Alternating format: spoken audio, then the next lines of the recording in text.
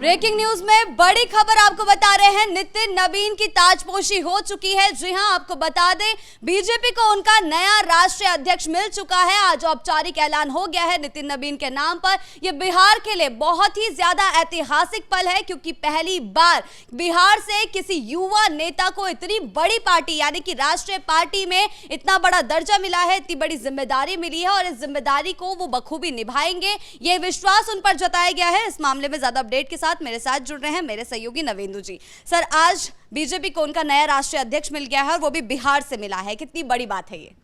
देखिए, 1980 में जब बीजेपी की स्थापना हुई थी तो किसी ने नहीं सोचा होगा कि एक दिन ये पार्टी दुनिया की सबसे बड़ी पॉलिटिकल पार्टी बन जाएगी, जिसके अपने 20 करोड़ रजिस्टर्ड मेंबर्स होंगे।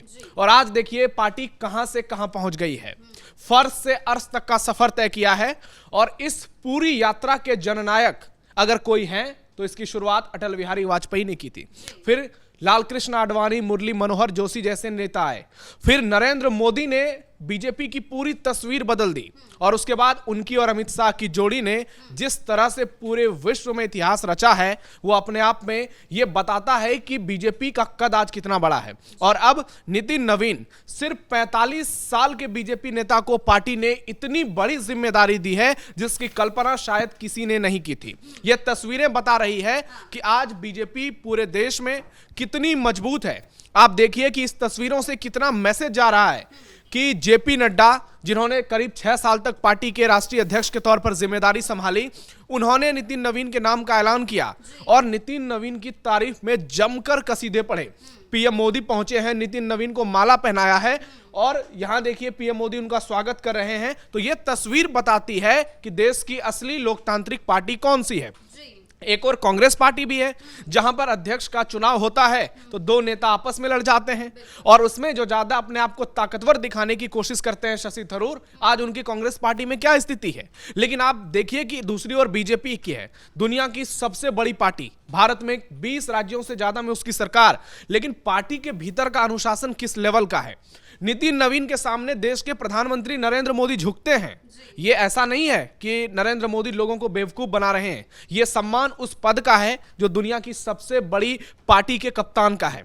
किसी ने नहीं सोचा होगा नितिन नवीन के नाम का। और आपने सही कहा कि बिहार से पहले नेता हैं। हालांकि जेपी नड्डा को भी आप बिहारी कह सकते हैं, क्योंकि उनकी पढ़ाई लिखाई से लेकर छात्र राजनीति पटना कॉलेज से हुई, तो वो भी एक बिहारी थे। लेकिन फाइनली औपचारिक तौर पर नितिन नवीन एक कट्टर बिहारी के तौर पर निकले हैं। 5 बार के विधायक हैं और बांकीपुर में जिस तरह से इन्होंने कामकाज किया है वो अपने आप में अद्भुत है। हम जब ग्राउंड रिपोर्टिंग करने के लिए बिहार चुनाव में बांकीपुर गए थे तो नितिन नवीन का विरोध करने वाला कोई हमें नहीं मिल रहा था। सवाल यही है ना, निर्विरोध चुने गए हैं। आखिर ऐसी क्या वजह थी जिसके कारण इनको चुना गया है, इतनी बड़ी जिम्मेदारी सौंपी गई है? देखिए, बीजेपी एक ऐसी पार्टी है जो टैलेंट के बदौलत सिलेक्शन करती है अपने नेताओं का।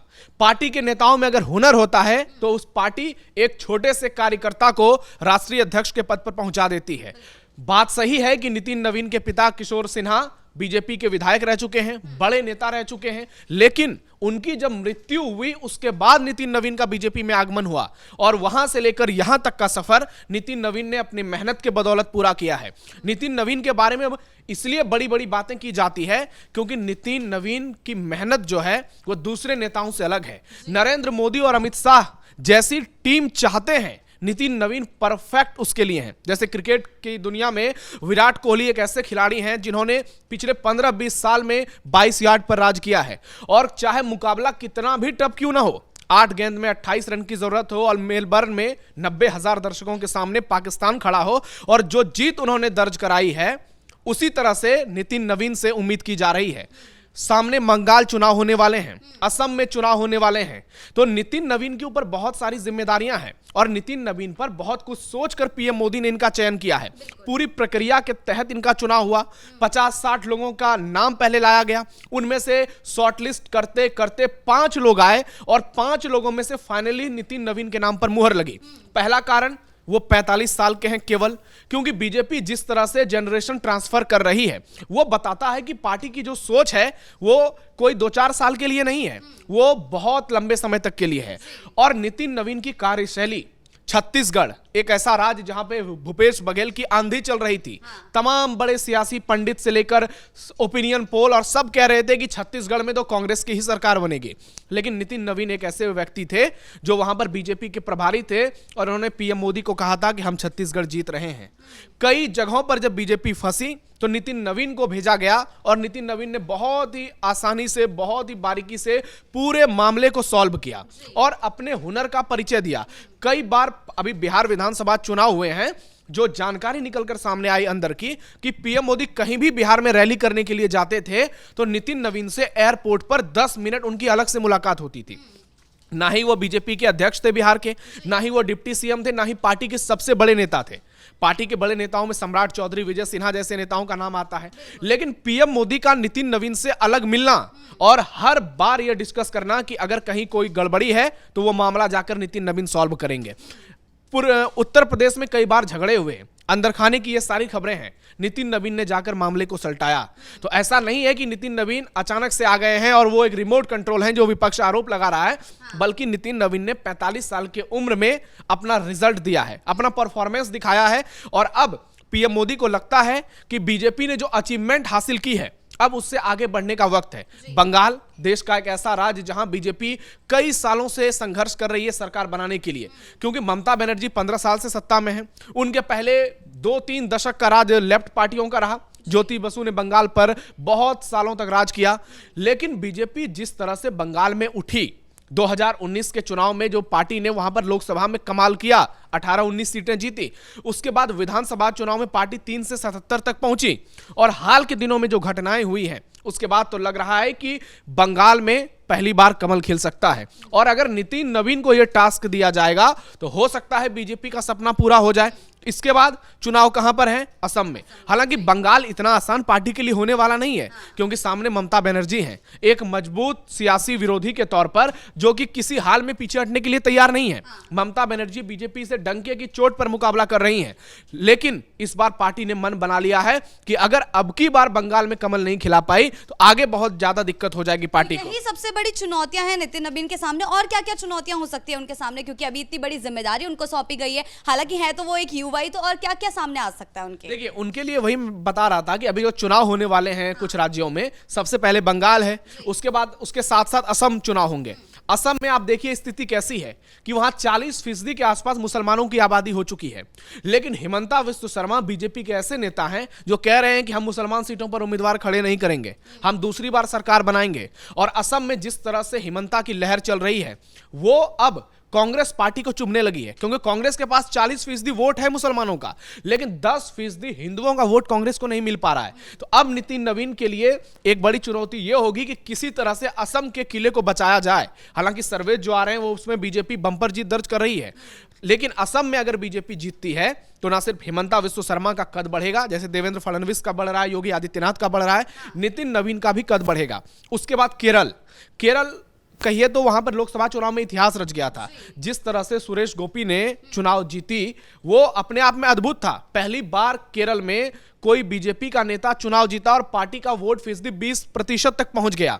तो केरल से बीजेपी को उम्मीदें नजर आ रही हैं। तमिलनाडु में चुनाव है और गृह मंत्री अमित शाह ने बड़े बड़े दावे किए हैं कि अब की बार हम केरल और तमिलनाडु में अपना सीएम बनाएंगे। तमिलनाडु में मुकाबला और भी ज्यादा टफ है, क्योंकि अभी तक बीजेपी के साथ एआईएडीएमके का जो गठबंधन चल रहा है उसमें बहुत सारी शर्तों पर बातचीत चल रही है। दूसरी ओर कांग्रेस अलग लड़ने के लिए बातें कर रही है और डीएमके तो मजबूत है ही, विजय की अलग से एंट्री हुई है।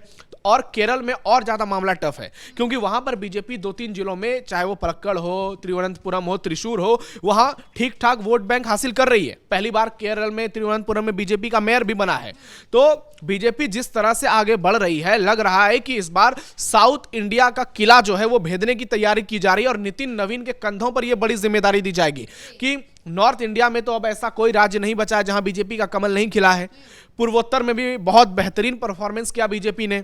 और जिस तरह से आज देखिए कि 7 में से लगभग 6 स्टेट में बीजेपी की सरकार है, चाहे असम की बात हो, त्रिपुरा में पहली बार ऐसा हुआ कि लगातार 2 बार सरकार बनी। अगरतला, नागालैंड, सिक्किम जैसे राज्यों में बीजेपी की सरकार है या उसके गठबंधन की। उसके बाद ओडिशा में पहली बार कमल खिला, किसी ने कल्पना नहीं की थी। तो अब बीजेपी के रास्ते में सिर्फ 2 बड़े राज्य आ रहे हैं, पहला बंगाल दूसरा बिहार। साउथ इंडिया की चुनौती अलग है। नितिन नवीन के सामने दो बड़ी चुनौती होगी, पहला बंगाल, दूसरा बिहार। साउथ इंडिया की बात तो हुई। आप सोच रहे होंगे कि बिहार का नाम मैंने क्यों लिया। बिहार में हाल ही में चुनाव हुए हैं, लेकिन अभी बीजेपी को उससे बड़ी लड़ाई लड़नी है, क्योंकि पार्टी को अपना सीएम बनाना है। और नितिन नवीन बिहार से आते हैं, और बिहार में बीजेपी अब अपना जब तक सीएम नहीं बनाएगी तब तक पार्टी का सपना पूरा नहीं होगा, क्योंकि पूरब में सिर्फ बिहार और बंगाल ही बचे हैं जहां बीजेपी का अब तक सीएम नहीं बना है। तो नितिन नवीन अगर इन दो स्टेट में बीजेपी का सीएम बनवा देते हैं, हालांकि बिहार में अभी नीतीश कुमार के ऊपर भी बहुत सारी चीजें निर्भर है, तो नितिन नवीन वाकई में आप देखिएगा कि बहुत जल्द नितिन नवीन राष्ट्रीय अध्यक्ष से भी आगे चले जाएं। और उसके बाद साउथ इंडिया एक अभेद्य किला, कर्नाटक हो, तेलंगाना हो, आंध्र प्रदेश हो, केरल हो, तमिलनाडु हो। केरल और तमिलनाडु दो ऐसे राज्य हैं जहां पर बीजेपी और तीनों राज्यों के मुकाबले कमजोर है। तेलंगाना में तो इस बार पार्टी वापसी लग रहा था कि सरकार बन जाएगी, लेकिन बांदी संजय कुमार को हटाकर बीजेपी ने बड़ी गलती की, ऐसा बड़े बड़े लोग कहते हैं, और उसके बाद पार्टी पिछड़ गई। आंध्र प्रदेश में चंद्रबाबू नायडू के साथ सरकार बनी और बीजेपी के कई एमएलए जीतकर चुनाव आए। उसी तरह से आप देखिए कि कर्नाटक में हालांकि कांग्रेस की सरकार है, लेकिन लोकसभा चुनाव में हमेशा से बीजेपी को बड़ी सफलता मिली है। तो नितिन नवीन के सामने चुनौतियां बहुत सारी हैं, लेकिन नितिन नवीन जानते हैं कि चुनौतियों से डील कैसे किया जाता है, चुनौतियों का सामना करके कैसे मंजिल तलाशा जाता है और उस मुकाम तक पहुंचा जाता है जहां दूसरों के लिए पहुंचना आसान नहीं होगा। तो नितिन नवीन से बहुत सारी उम्मीदें होगी। जो बीजेपी में एक जनरेशन ट्रांसफर हुआ है, आप देखिए कि नितिन नवीन है, इनसे पहले जो अध्यक्ष रहे जेपी नड्डा, उन्होंने कमाल का परफॉर्मेंस किया और देश में कई राज्यों में सरकार पहली बार उनकी कप्तानी में बनी। उनके पहले अमित शाह आए। अमित शाह ने तो पूरी तरह से राजनीति ही बदल दिया। किसी ने नहीं सोचा था कि उत्तर प्रदेश में बीजेपी 70-71 सीटें जीत जाएगी लोकसभा चुनाव में। अमित शाह से पहले नितिन गडकरी, उनसे पहले राजनाथ सिंह, जिनकी अगुवाई में बीजेपी की सरकार बनी। नितिन गडकरी, वेंकैया नायडू से लेकर बंगारू लक्ष्मण, के जनामूर्ति, मुरली मनोहर जोशी, लालकृष्ण आडवाणी और अटल बिहारी वाजपेयी तक का सफर, और वहां से फिर नितिन नवीन। इससे आप अंदाजा लगाइए कि बीजेपी एक ऐसी पार्टी है जो किसी भी कार्यकर्ता को नीचे से उठाकर ऊपर बिठा सकती है। और बिहार के लिए बहुत गौरव की बात है, बिहार को बहुत सारी उम्मीदें हैं। जो ये आरोप लगते थे कि बिहार को राजनीति से साइडलाइन किया जाता है, केंद्रीय राजनीति में बिहार को दरकिनार किया जाता है, अब वो सवाल कोई नहीं उठा पाएगा, क्योंकि अब बिहार से पूरे देश की राजनीति चलेगी। बिहार को इग्नोर करना अब मुश्किल ही नहीं, नामुमकिन है। और देश की सियासत में बिहार का दबदबा एक बार फिर से वैसा ही रहेगा जैसा जननायक कर्पूरी ठाकुर के समय में था, जैसा जननायक जयप्रकाश नारायण के समय में था। तो कुल मिलाकर बीजेपी ने एक बड़ी जिम्मेदारी नितिन नवीन के कंधों पर सौंपी है, और इस जिम्मेदारी को वो कैसे निभाते हैं ये देखने वाली बात होगी। उनके सामने कई चुनौतियां हैं, बंगाल चुनाव, असम चुनाव, लेकिन उन चुनौतियों से वो कैसे डील करेंगे ये भी देखने वाली बात होगी। और ये बात साबित हो गई है कि बिहार की राजनीति के बिना राजनीति अधूरी है। ब्रेकिंग न्यूज में फिलहाल इतना ही। कैमरा पर्सन राजकुमार के साथ मैं शिवानी रतूड़ी, कैपिटल टीवी बिहार।